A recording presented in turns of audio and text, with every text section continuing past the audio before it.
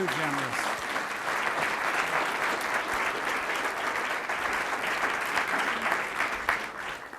Before leaving for this last session of Theology and Art, I wanted to speak on a topic that's very close to my own heart, and that is namely to speak about artists, Christianity, and contemporary secular American culture. Or in short, how artists who are professed Christians fit into the artistic cultural context that has almost completely rejected the premises of Christianity. I will start, therefore, by addressing what James Elkins of the School of the Art Institute, Chicago, has rightly called the strange place of religion in contemporary art. This gives you, and also too, I will speak a little bit about the Catholic imagination in contemporary art before going on to speak more about our own tradition. As is evident to anyone who pays even the most cursory attention to the visual arts, for centuries, indeed for millennia, art and religion coexisted as the most intimate of bedfellows. And yet today in the West, they are so inhospitable towards one another that not only has there been a bitter divorce of the one from the other, but even worse, for an artist who is openly Christian to succeed in today's secularized art world is harder than trying to cook eggs on ice. This phenomena that has been noted over and over again, and time does not allow me to rehearse the reasons, nor explore their ramifications, some of which we've been able to do in this course. Suffice it for me to merely cite the title and main themes of two essays, both emanating from University of Chicago professors. Well, one of them has now moved on. But in 2001, Neil Harris, professor of history and art history, published an article entitled Reluctant Alliance, American Art, American Religion, which provided a succinct overview of the issues. He starts out referring to early Protestant American suspicion of luxury, the association of religious art with Catholicism, and a fear that the visual arts exploited a weakness of the human mind, a fear I've also encountered on this campus, and its susceptibility to non-rational persuasion. He ends by noting the prevalent skepticism about art in the service of dogma, and the reality that pride of place in the art world is given to art that stretches boundaries and challenges traditions, whereas institutional religion has an essentially opposite agenda. The second of these two essays, written in 2004 by Robert Nelson, formerly Distinguished Service Professor of Art History and History of Culture, University of Chicago, and now at Yale, entitled Art and Religion, Ships Passing in the Night. His narrative, running from approximately the mid-19th century to the present, focuses on a related but different issue, namely the way in which, following the lead of prominent art critics and historians, the art world has moved from a position of indifference towards religion to outright antagonism within the art world, the ice within my pictorial metaphor. He recalls the irony, even back in the 1950s, of Jewish professors teaching Catholic art to Protestant students without anyone's personal religion being discussed. In other words, it was discussed on a formal level only. He ends by wondering if art museums, like other contemporary institutions, function today as if there is no God, and speculates that the divorce of art and religion may simply be part and parcel of the dynamics of inter alia, modernism, secularism, and the emergence of a pluralistic society. Like Harris, Nelson sees the rift exacerbated by modern and contemporary art's association with personal expression and the quest for the new and the untried, whereas religion is a system of belief and a social organization that claims to be traditional even when it is innovative. The opposition, didn't intend that to happen. The opposition of basic agendas may well be a large part of the picture, since many in the art world associate belief systems with hierarchy, imposed authority, censorship, and repression of individual freedom of lifestyle experimentation, all of which are anathema inside the art world. Maybe not inside Wheaton's art department, we'll keep that in brackets. Indeed, in much of the rest of society, though, which idealizes the right of individual experimentation, freedom of speech, and freedom of expression, almost as the idol of our age, often with no balancing respect for other public virtues or sense of restraint, decency, or decorum. Typical of this confrontation between the art world and institutional religion was the outcry raised, for example, in 1999 by then New York Mayor Giuliani over the Brooklyn Museum Sensation Show, much of it focused around Chris O'Feely's Holy Virgin Mary, seen here. Much of the same inflammatory rhetoric that surrounded that exhibition was thrown around again this last Christmas season, this time erupting over the Smithsonian's removal of David Wojnarowicz's A Fire in My Belly video, from which this is a film still, then on exhibition at the Smithsonian National Portrait Gallery, removed under pressure from Republicans John Boehner and Eric Cantor. And such cases multiply. One has only to mention the names of Andreas Serrano and Robert Mapplethorpe to cite two other memorable examples of such confrontation. Thus, moving out from the insightful commentary of these two University of Chicago professors or former professor, we have only to go uptown to the School of the Art Institute of Chicago to find James Elkins, their professor of art history, theory, and criticism, engaging the current state of art and religion, or of cooking eggs on ice, in his widely read book, also from 2004, on the strange place of religion in contemporary art. He too notes the total disconnect between art and religion, even though, as he notes, religion, as he acknowledges, is so much part of life. Like the other authors mentioned, he notes that mainline religion has its full share of religious kitsch, but few within the art world will give such materials a second sniff. Though it has keen interest to sociologists, mapping the material manifestations of religion, and perhaps also to those interested in visual culture as opposed to art so-called. However, Elkins' point, which few would challenge, is that any allusions to religion in mainstream art are almost always critical, ironic, or in search of some new form of faith, however far from conventional religion. Indeed, he attempts to open a dialogue by demonstrating that virtually all attempts to combine art and religion in the last 65 years or so fall into one of five categories, which I'm not going to go through, but from conventional religious art, kitschy kind of stuff, at one end of this, to at the other end of the spectrum, subconscious quest to create a new faith with various critical positions in between.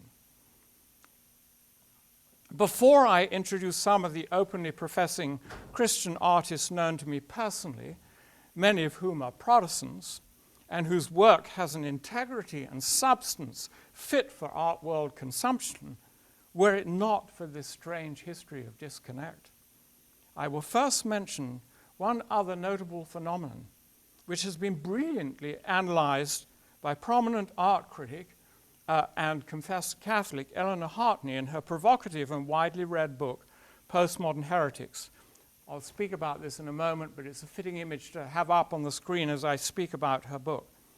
Postmodern Heretics, the Catholic Imagination in Contemporary Art. In this well-reasoned text, her core argument is that, to her mind, the Catholic imagination is rooted in an incarnational consciousness, as opposed to what she sees as, and this is really interesting, the transcendental, disembodied consciousness of American Protestant imagination. Thus, she emphasizes the importance of the body and its functions to Catholic sensibility as being critical in emphasizing a continuum between the spiritual and physical worlds, the sacred and the profane. Harden sees this sensibility as running directly counter to right-wing Protestant, and I would add, and so does she to a degree, also institutional Catholic, religious conservatism. But she's particularly, her target is right-wing Protestant religious conservatism and fundamentalism. As she acknowledges, the artists featured in her book, many of them the focus of public controversy over government funding of the arts over the past 30 years, one or two instances which I just mentioned, are, as she puts it, Catholics in conflict with their tradition, but Catholics in sensibility nonetheless. The well-known yet controversial photographer Joel Peter Wheaton, for example, has publicly declared that he wishes to be remembered as an American Christian artist. In genealogy, he's half Jewish and half Catholic. Wheaton's raw and often macabre work perfectly exemplifies what Harden sees as a core virtue of the artist she is discussing.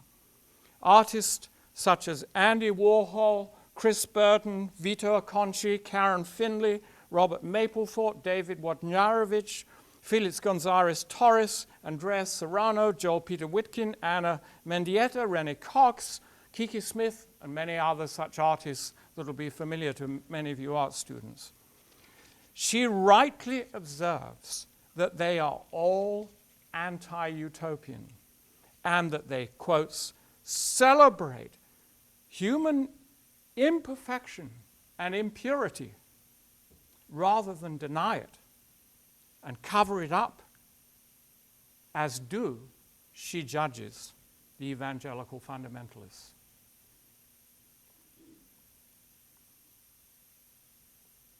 Furthermore, she makes a compelling case that the Catholic vision, which she describes as generous, inclusive, accepting of human imperfection and more, is better suited to our pluralistic society and multi-dimensional world. And I ask the question, better suited than what? As she describes it, the cold moral calculus of fundamentalist right-wing evangelical Protestantism. But note,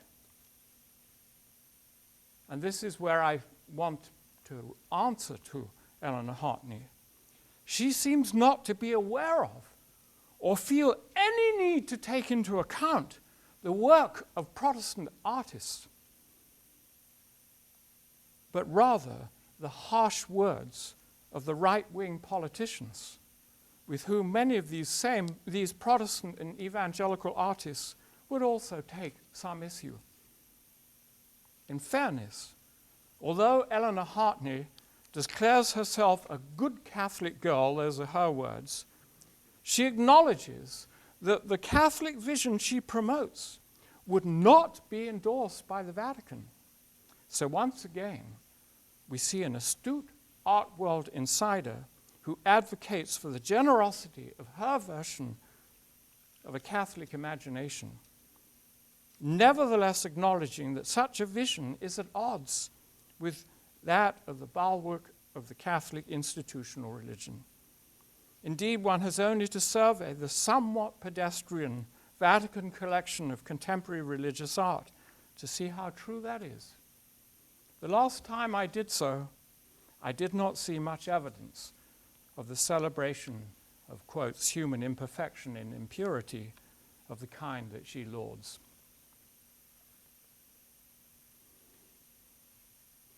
The irony, to me at least, is that within the evangelical Protestant world, there has been for at least 10 years, if not 20, if not 30, a deep exploration of what might be described as a broken beauty, even leading to exhibition and publication around this concept.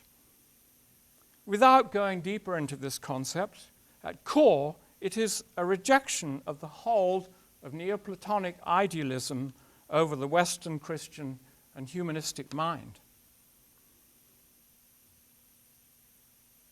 This engagement with human suffering, as expressed through a broken beauty, is perhaps exemplified by this work of Edward Nipper's, Ash Wednesday, shown at a 2003 exhibition organized by Christians in the Visual Arts, better known as SIVA, which was founded in 1980, the year before I came to Wheaton. In the place of an older Christian penchant for Neoplatonic beauty to be perceived as a pointer towards God, beauty's source, these artists have been searching to express what it is to inhabit an imperfect, broken body in a world torn asunder by suffering and grief, which anybody who's lived to my age has seen a full, fair measure of.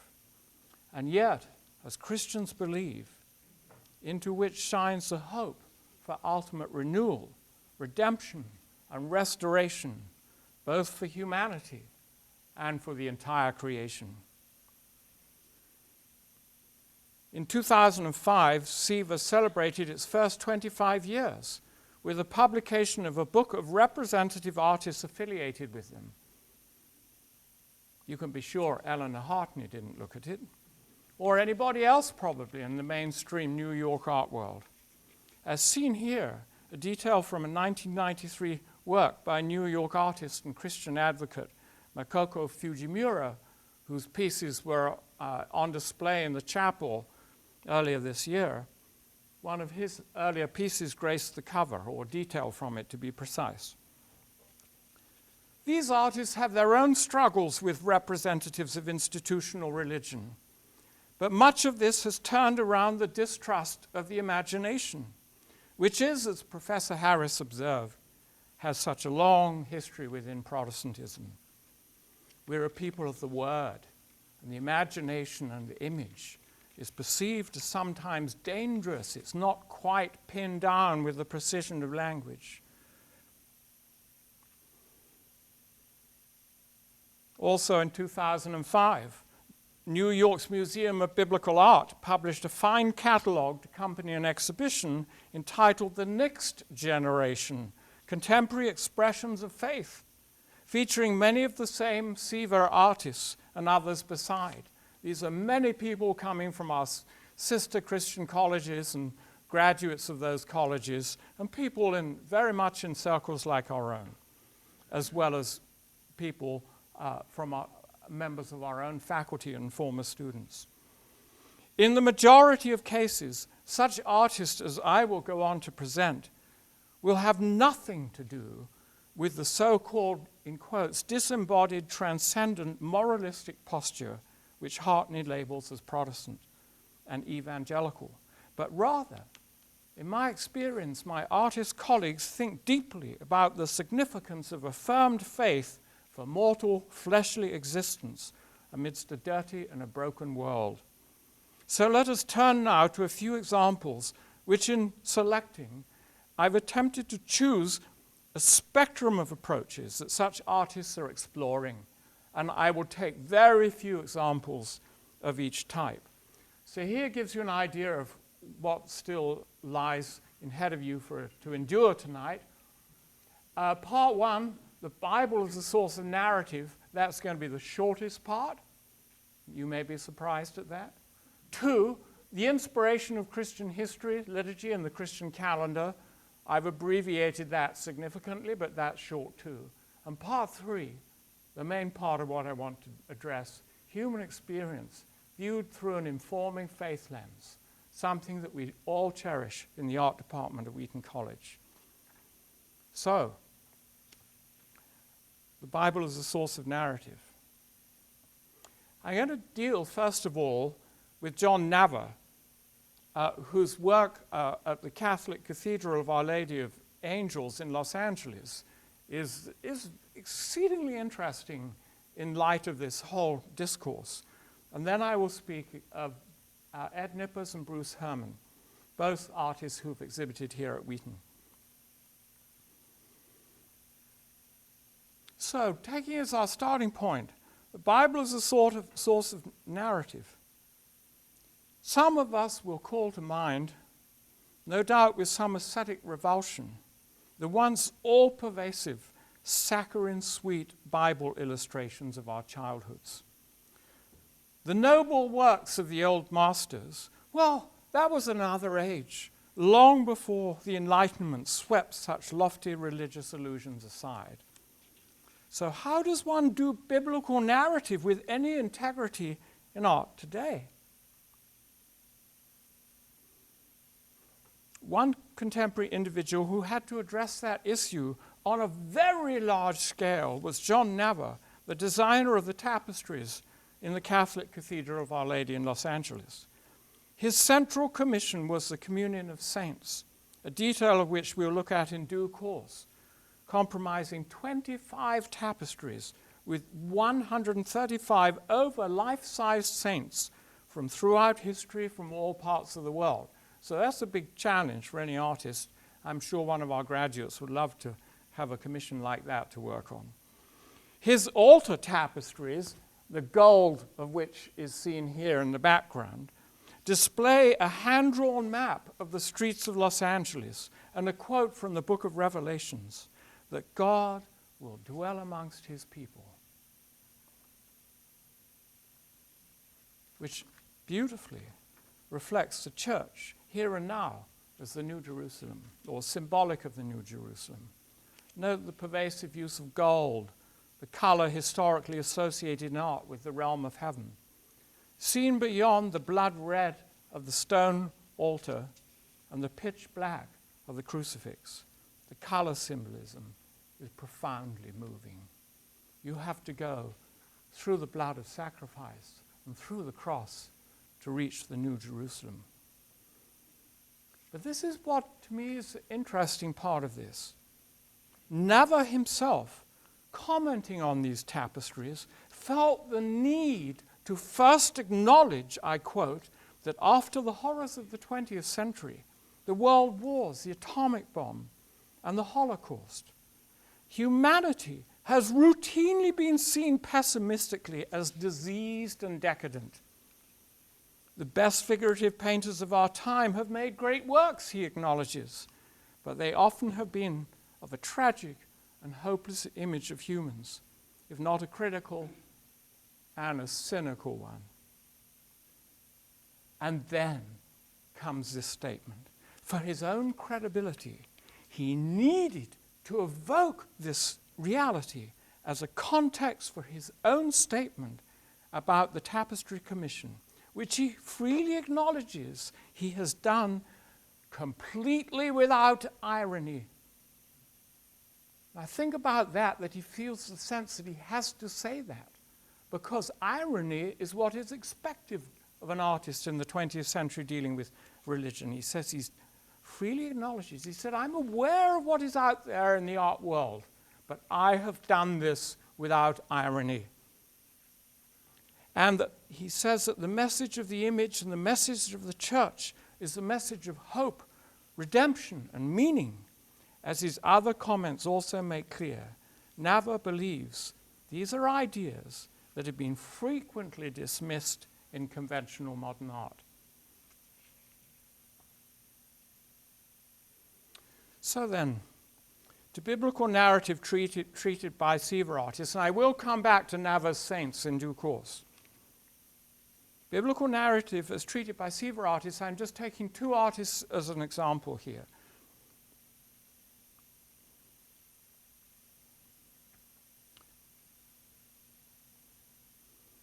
Edward Nippers, The Prize. Salome with the head of John the Baptist. No gold leaf, nor Neoplatonism for Nippers, but rather the brutal and sordid reality of human nature as embedded in the biblical account of Salome's craven and bloodthirsty dance before the unsatisfied eyes and appetites of a hedonistic and lustful king. The mix of Max Beckmann-esque German expressionism, 1980s neo-expressionism, and a whopping splash of fleshy Baroque comes, perhaps surprisingly, from the brush of a deeply serious and deeply conservative evangelical Christian who refuses to make light of what the Bible account has to say about the corruption of the human mind, will, and flesh. Nippers does not shrink from exposing the ugly face of power, the decadence of those drawn to the holders of power, nor the brawny nonchalance of the executioners seen in the background.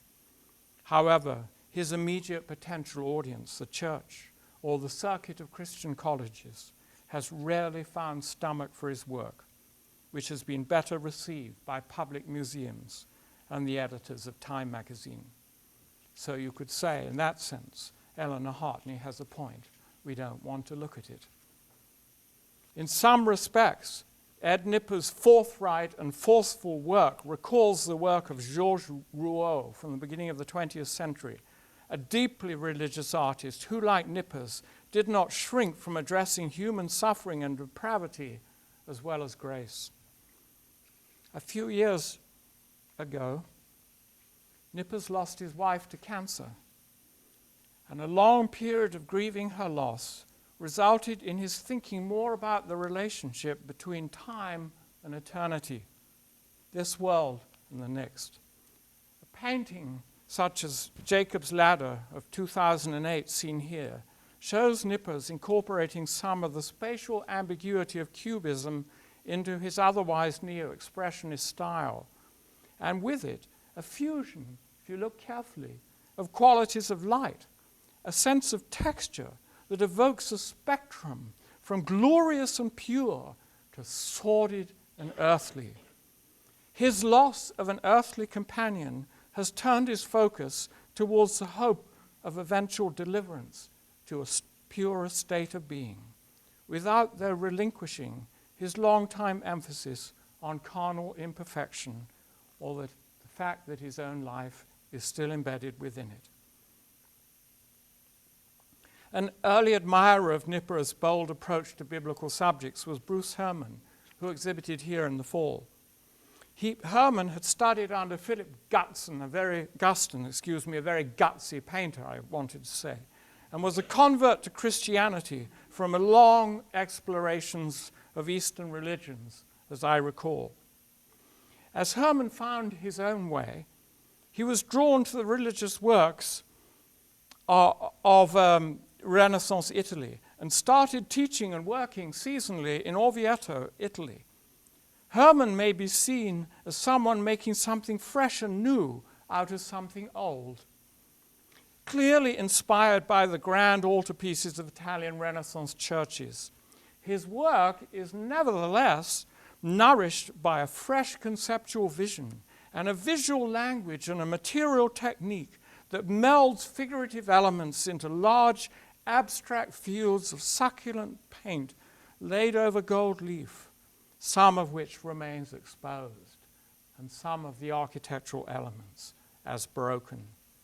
Time allows but a cursory look at this work, but as the individual who wrote the foreword to the 2005 book Broken Beauty mentioned earlier, this work gives some idea of his version of that concept. Thus, the work avoids the calm coherence of Renaissance altarpieces in favor of a far more scumbled, scratched, and hatched surface, and a far more ambiguous and disjointed spatial composition. Finally, this close-up detail gives a better idea of the surface texture and succulent execution of his work. Leading on now from these two artists,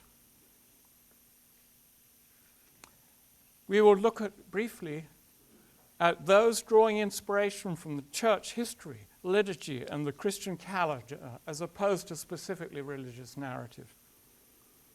Again, we will start with John Navver, and then we will look at Tim Hawkinson, and very briefly at Ted Prescott. So John Navver. Here is just one small detail out of his 25 tapestries with 135 over life-size figures of saints throughout history and from all parts of the world. Navver has built his career in opposition to mainstream modernism as a painter of the human figure. Faced by the scale of this project, he used computers in order to composite myriad separate elements that could be layered together, figures, textures, and colors, and grouped into the final compositions, and then sent directly to the looms of the Flemish weavers in Belgium. As is evident from this detail, although Navver's pictorial style is traditional, like his patron, operating in the multicultural context of present-day Los Angeles, Navver was careful to avoid any sense of distance hierarchy, as is common in older Catholic art, in representing the communion of the saints. And he drew from the features of ordinary people with whom a spectrum of congregants could identify. Indeed, in my view, the great success of the cathedral's art and architecture is that it conveys aspects of traditional Catholicism, yet richly conceived to work in a contemporary multicultural congregation.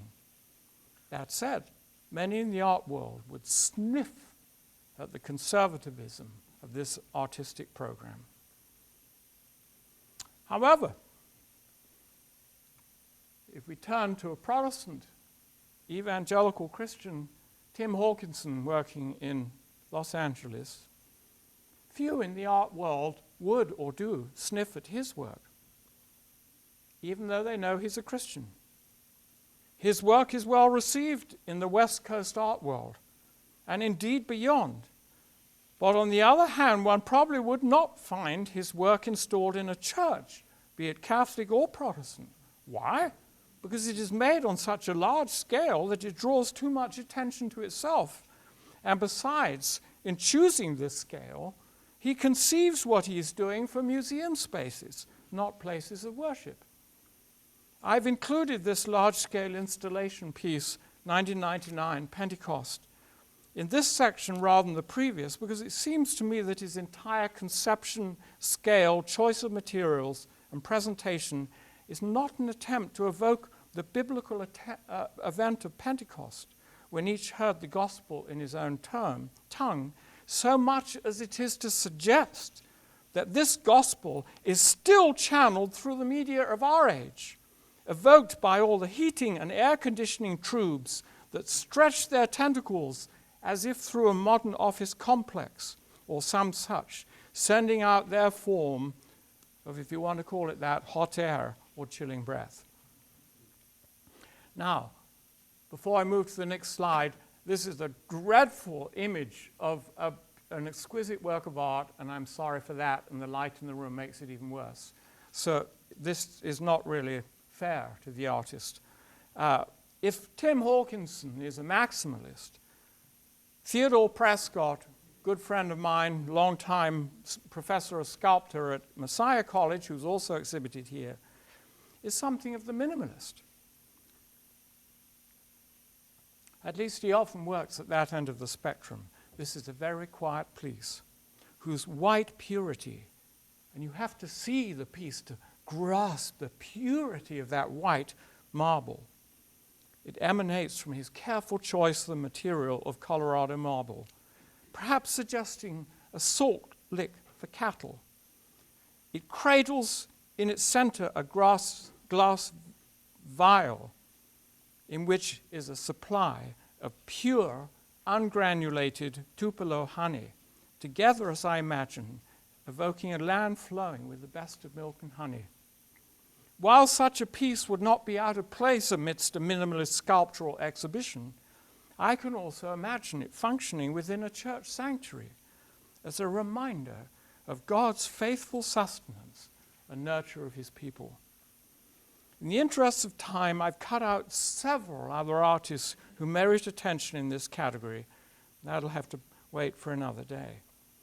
I come now to this third group of artists, those exploring a spectrum of human experience viewed through an informing faith lens. I'm here treating artists who approach subject matter not from the Bible and not from, say, the history of the church, but from the everyday world. And in many ways, you might find their work indistinguishable from the work of others with such interests.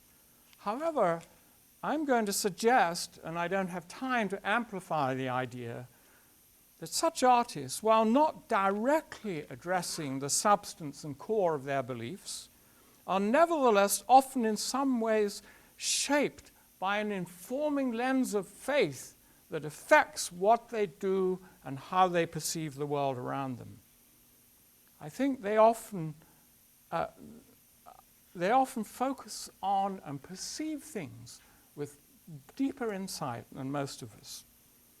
I do not therefore believe that a Christian's art has to declare itself as Christian, nor that it derives its merit from such an identification. Rather, its virtue lies in its integrity as wise artistic vision and in terms of its constructive contribution to human flourishing. I do not think that it matters whether or not it is received as Christian, but rather that it is received on its inherent merits, bearing within itself the ring of truth. Thus, I might suggest that the art of a Christian may well be indistinctly distinct, faith acting as leaven in the bread of art, such as in this piece that you see by Joel Sheasley that I will come back to. I'm going to speak about two of my colleagues in this section and one other individual, and I regret, in the interest of time, I'm going to cut out Mary McCleary. Sorry about Mary. Well, we can have her back while I speak these introductory words. One of the most long-standing of Christian beliefs is that God has made himself known in manifold ways, not only through the written word of Scripture and through the incarnation of his Son, Jesus Christ, but also through the creation, about which is written in the book of Romans, I quote, "Ever since the creation of the world, his eternal power and divine nature, invisible though they are, have been understood and seen through the things that he has made." This has vast implications for visual artists, since it affirms the reality that the material world, indeed all material substances, including artistic media, pigments, and photographic emulsions, have the innate potential to make visible a truth and a reality beyond themselves. This is something richly exploited in Scripture itself, notably also in the parables of Christ, in which Christ takes the ordinary and everyday to make the extraordinary comprehensible. Poets, writers, orators, and artists of all stripes have done likewise all through history, as you well know. Coming then to this painting by my colleague Joel Sheasley, who once was my subordinate and now is my boss. And I should perhaps say, when I came on interview to Wheaton in 1981, I was pretty distraught at the notion of leaving Europe and landing up on this huge continent on which I would be but a mere cipher, and unknown to anybody.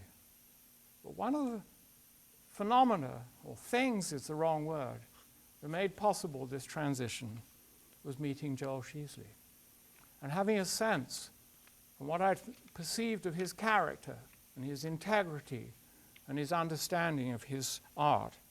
It would be a wonderful person to work with and to spend my life next to, and that it has surely been. And for that I'm deeply grateful.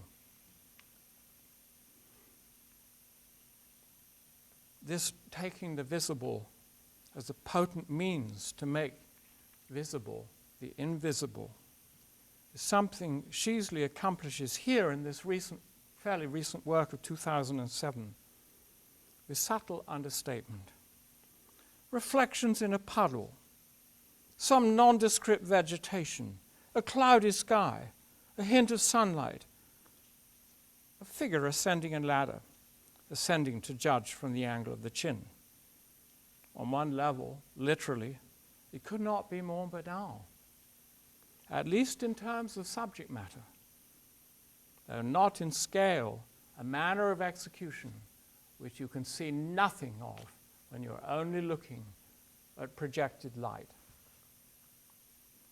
But on another level, figuratively, its unusual viewing angle and painterly allure, which you can only grasp when you see the original, has the power to touch us where we all are, stuck within our overclouded circumstances in a land of dark shadows. One could say entrapped, yet close to vibrant life, growth, and sunshine, if only we could get there. I think back to Nipper's painting seen earlier of Jacob's ladder, and to the biblical account of Jacob's ladder dream, with gifts coming down from heaven. And I wonder, we are drawn down by Sheasley's painting into a bland puddle on a bit of tar macadam to look up at a world that offers endless nourishment to our imagination. Earth and heaven together caught on the surface of a thin film of water. We will return again to Sheasley at the end and speak a little more of how his works carry layers of meaning in contrast to the reflective surfaces of another artist you know, Claude Monet.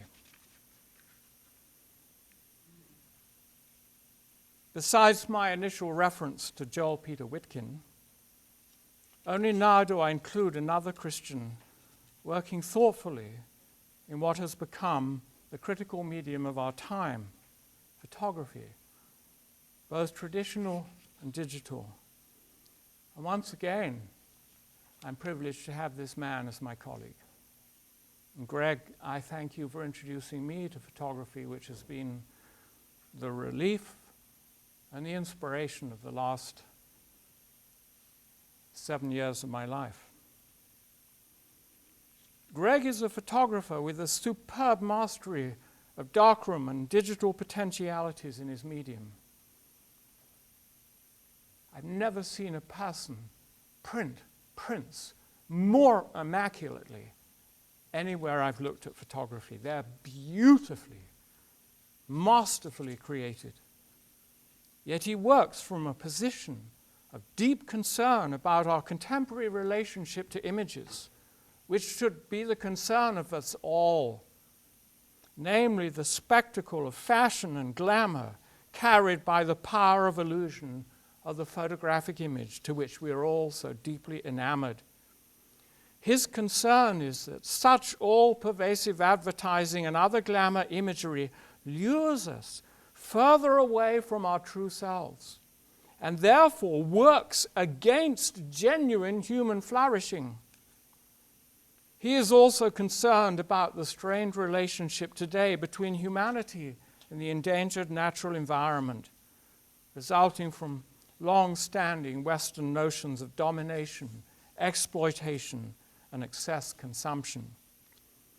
These concerns have long manifested themselves in his work in terms of a notable reversal of priority between figure and and ground relative to the traditions of Western art. He essentially turns that relationship completely on its head, as can be seen both in this piece, Nathaniel, and in the next piece I will show you, George. In both works, nature is given priority over the human figure, which is but a temporary and fleeting presence within an environment of far, far greater duration. Indeed, the figure is the first of two. Nathaniel is barely perceptible as a masked blur. And even in this detail where he enters in at left, you can barely see the figure. More recently, Schreck has been distressing his images in various ways, as you can see here in this piece, George, from 2009. Overlaid with elements reproduced. Now that's the other piece, isn't it, that has the Jackson Pollock overlay, and I'm sorry. I think here, this piece is overlaid with the Pollock that you can see in here. Excuse me, Greg. But you will notice that in this piece, Nathaniel is but a masked blur. And in here, although the figure is present, is not the dominant image. Also, in distressing his images in various ways, as well as overlaying other textures from other works, including that of Jackson Pollock, which he thoughtfully includes because, in response to a question about depicting nature, Jackson Pollock had replied, "Depict nature, I am nature." Schreck, it seems, through these blurred images, would remind us that we are but a part of a greater whole. As for his distressing of images, as most evidently seen here, where it's carried to a greater extreme, he does this perhaps partly in response to the poetic and imaginative allure of this factor within really old photographs. And I'm sure we've all had that experience with a really old photograph in your hands. There's something about it that captures the imagination. But also, as he has expressed to me, and I think this is really insightful, as a means to break the illusion and the pretense of unmediated directness so easily associated with the medium of photography, and that strange myth of truth to appearance that has so often hung around the medium. Thus, Greg strips away the mask of deception inherent within the medium. As he himself has written, the invocation of damage and or trouble within the otherwise pristine photographic illusion might be considered an attempt to make the photography of the photograph visible. To make the photography of the photograph visible. Barth calls photography a message without a code, later saying something to the effect, it is not it which we see. Photography's power to manipulate and deceive comes straight from this phenomenon. We still perceive it as a true, objective rendering of the world, without agenda, without mediation, despite the fact that the converse is true. Perhaps the most complex, philosophical and esoteric, and yet visually engaging of these three artists is Erika Vance. It is hard to do even a shadow of justice to her work through a PowerPoint presentation, especially since this 10-foot wide piece demands slow, careful, and close-up scrutiny, which of course is true of every credible work of art. Everything that I've here presented should be addressed in that way. The challenge of presenting Vance's work, at least for me, is exacerbated by the fact that she engages with language games, signs and signifiers, such as PET scans, topographical maps, stock market tables, and other such signifiers seen in her work. Her work draws inspiration from the writings of figures such as Heidegger, Derrida, Rilke regarding being, as well as the thought of Saussure, Lacan, and Wittgenstein, which takes me way out of my depth. Yet what I cannot miss as a visually trained person is that most of the body scans, if not all, highlight three luminous areas or centers of being: the brain, the heart, and the groin. With sustained viewing, no doubt we could all find much more here.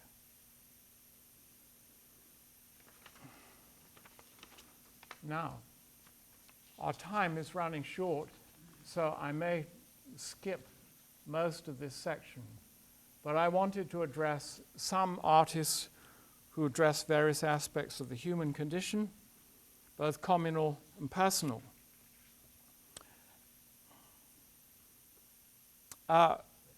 One individual I would have liked to have spoken about is Harden.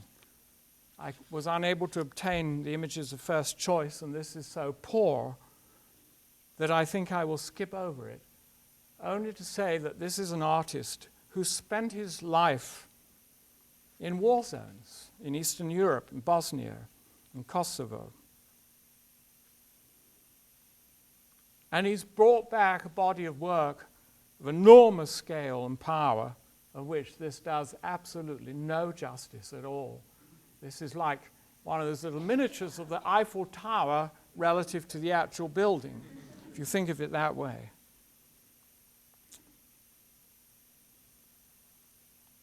But what he engages is the strange dynamic that occurs on the borderlines between great empires that represent a divide between religions, ethnic groups, and cultures. Surely a fitting place for a Christian artist to be. And when you look at his work, it functions rather like Goya in his age. His works, The Disaster of War, with their plea, their visual plea, never again. Tim Lowley, I wish, would merit a talk on his own. Again, I will skip it so as to not keep you longer than I should. He's a Chicago-based artist, and many of us have interacted with him. And he's widely recognized across the nation for a wide variety of subject matter, but perhaps for nothing more than the portraits of his daughter, Tema, who is multiply impaired, has a seizure disorder and cortical blindness. So hardly the focus of a culture of adoration, which likes to turn its lens towards Hollywood or this week to the British royals. Instead of focusing on celebrities, he focuses on those that we would rather avert our eyes from. And as you engage his work over a long period of time, he commands you to recognize that even in the most broken, God has a purpose, and God shows something of his enormous compassion, particularly through those who care for him. Chris Anderson, completely different voice. For all the figurative elements that invoke aspects of our own memories of home and its environment. My sense is that in pieces like this, the artist reveals herself here as a creative nest builder. She made this while on a 2-year Fulbright fellowship in Berlin, where she was experiencing physical dislocation as well as serious medical problems. She wrote of this very ambitious project, it's very large in scale, about erecting walls, making an environment with multiple panels, each like the building blocks of a real house. She's extremely fond of pattern and of high-octane juxtapositions of red and black offset by a cooling white. By means of her installation, the neutral gallery has become her space, her home away from home, a place where she dwells secure, a space into which we are invited and through which we sense we know something of the artist. It feels to me as if displaced from home, she has appropriated the gallery for herself as a refuge of temporary security, which perhaps every student does with their dorm room at Wheaton. After the heady intensity of some of these last series of works, and by way of transition into my penultimate focus for tonight, the work of Mako Fujimura, I offer you a quick palette cleanser by way of the most recent, predominantly non-figurative work of Bruce Herman, whom we considered earlier as a figurative painting of biblical subjects. After a long, sustained period of painting the human figure on a large scale, a painter may need to draw breath for a while and find renewal in the sheer act of painting. The joy of color and form brought together as both means and expression of renewal, first found amidst the solace of nature, digested, and then brought forth as paint on canvas or panel. Such seems to be at the core of Bruce Herman's sensuously stunning recent work, Presence Absence, which we had the privilege to show at Wheaton in 2010. I also detect in this new work a subtle but perhaps indirect tribute to Makoto Fujimura, who we'll move on to, recognizable not only in the use of gold leaf, which Herman has used for many years, but in his trust to the sheer sensory joy of the medium and its inherent expressive power. Standing before this work, Little Gidding, in last September, as well as some of the gold and silver panels that we had in our gallery, I found myself transported. The burdens of quotidian experience lifted and given in a moment of personal exhaustion, that precious cup of fresh water in a parched land. Now, this is where I want to sort of, in summary, reflect a little bit on two poles of what I've shown you, or I'm about to show you. That is by making a comparison of Makoto Fujimura and Joel Sheasley. The relative merits of figurative and abstract art. On the one hand, it seems to me that abstract art offers an open-ended elusiveness and power to evoke feeling when visual art creeps closer to its sister medium, music.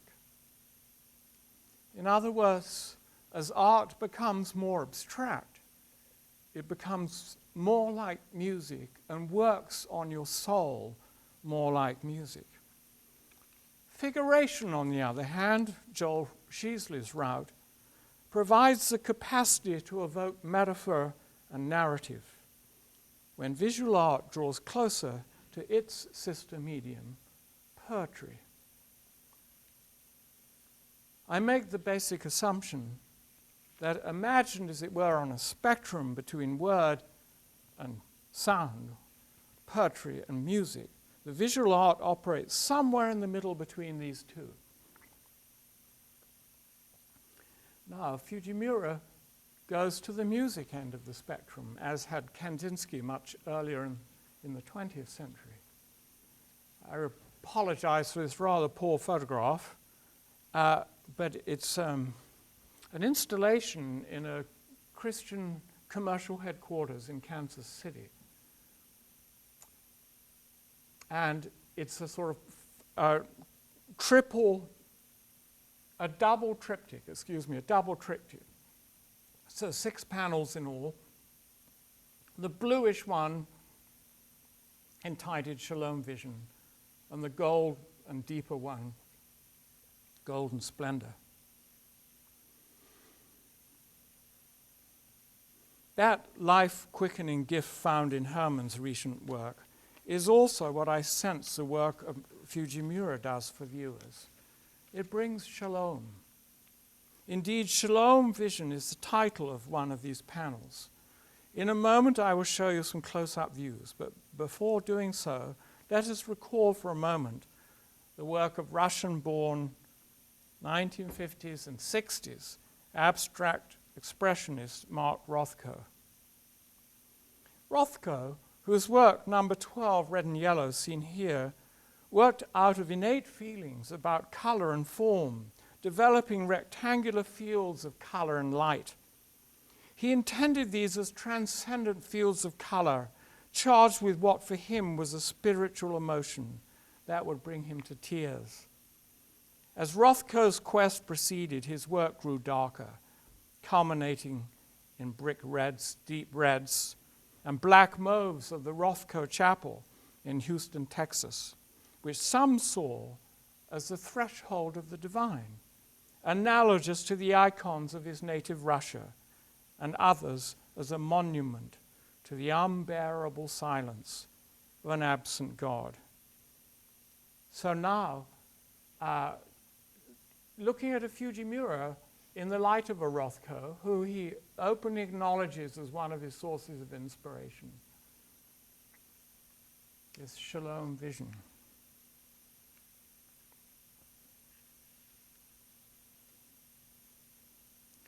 I introduced Rothko as the best representative of what within the art world became the most acceptable means for treating spirituality within mainstream art, building on the tradition of the romantic sublime with its attraction to the thresholds of infinity. The appeal of what we may call the abstract sublime is that, having shed all specific allusions to any traditional religion, each viewer could project into such empty zones of color their own content, and none need feel that they were having dogma thrust down their throat. Fujimura was trained not only in the American University, but also uniquely thereafter in traditional Japanese painting techniques at Tokyo National University, and is a Christian by conviction. Therefore, a marriage of traditional Japanese sensibility and technique, in which more is said with less, and brushmark is preeminent, married to the heritage of American abstract expressionism, proved for him an ideal vehicle for his particular circumstances, his sensibilities and convictions. The outcome radiates before you. At least it radiates if you stand in front of the original images. Here's a close-up detail. You can you just cannot with projection feel for the poetry and the emotion that is carried in such pieces. Moving over to the other one, notice the deep, deep blacks.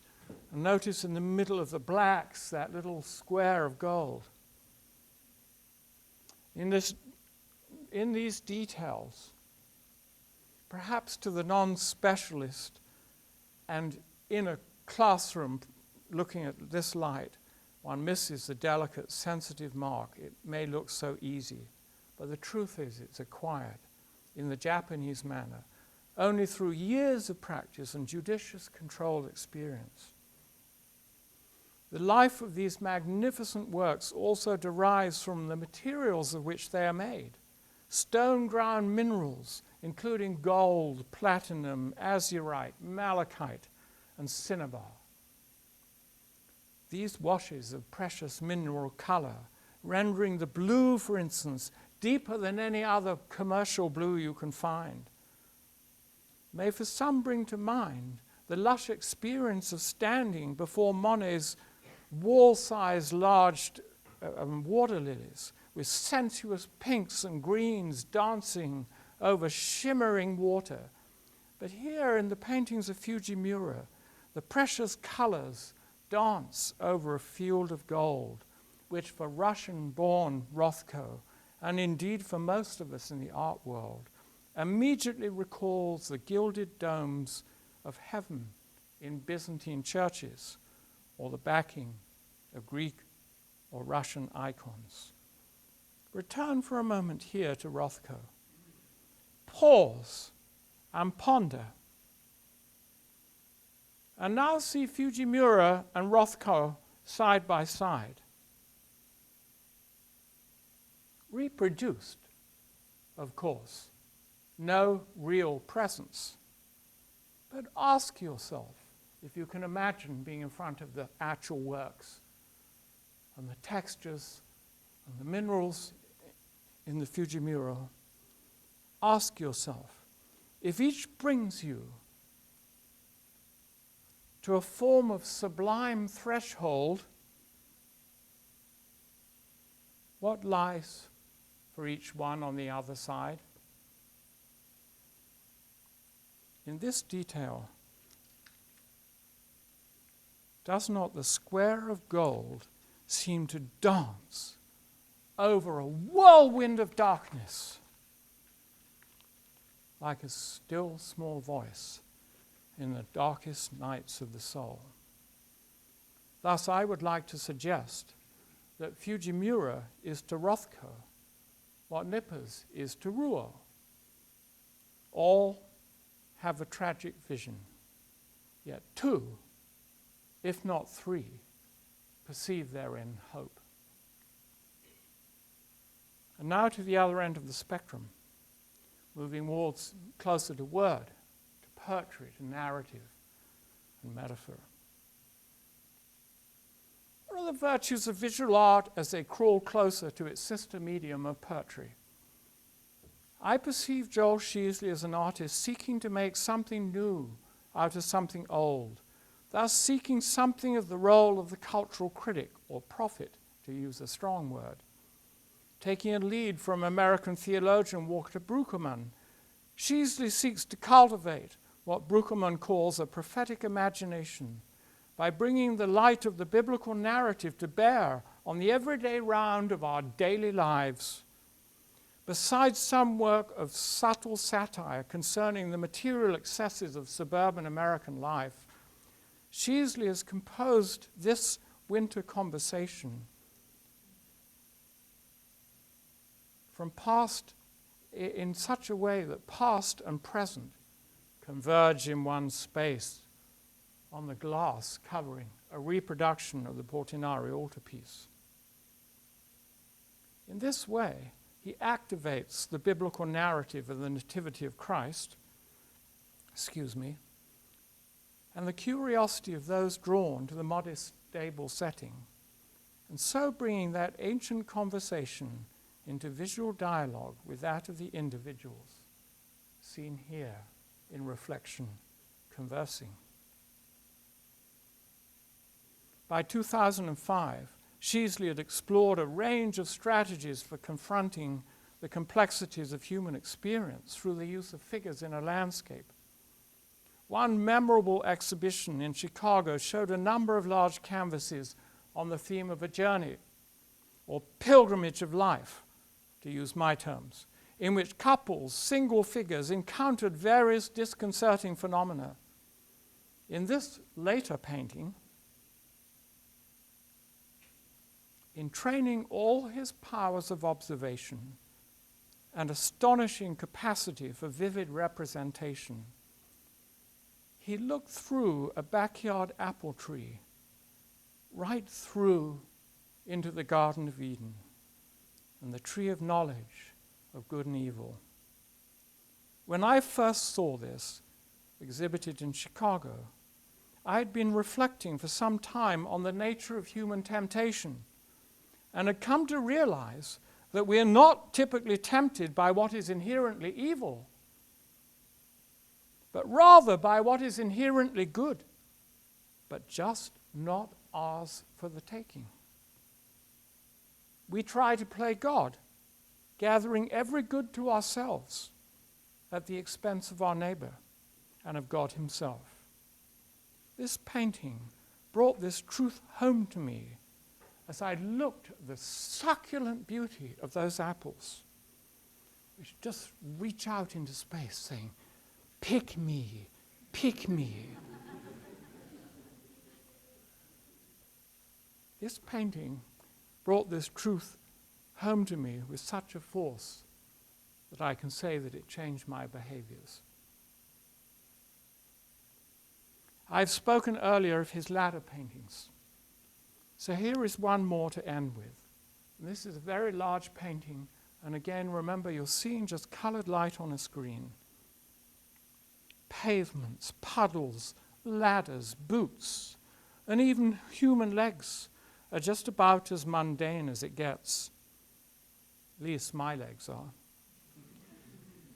Yet, put them together in unexpected ways and enfolded within a larger series of such works, and one discovers, first, the power of paint, not to be seen in digital projection, the power of paint to mesmerize the eyes, rivet the attention, and open the imagination to take off.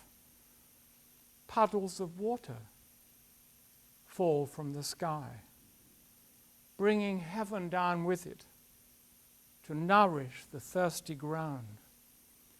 Legs and boots draw our eyes down, only to be turned back up.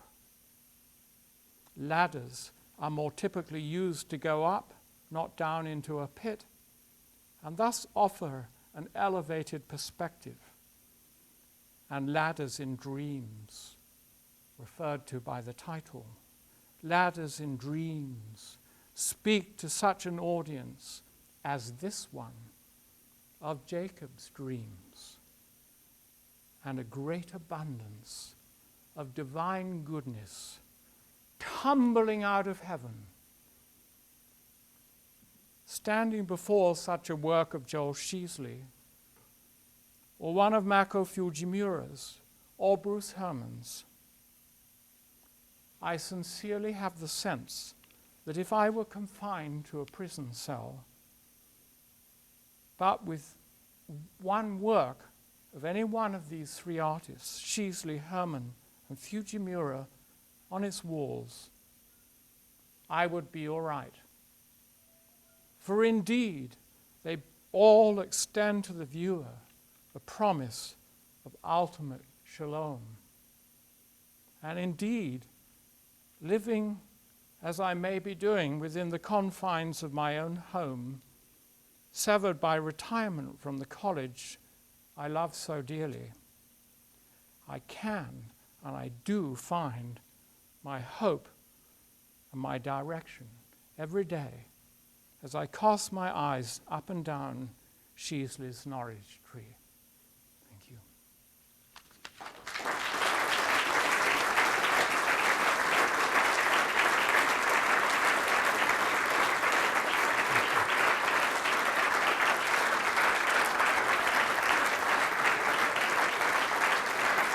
Thank you.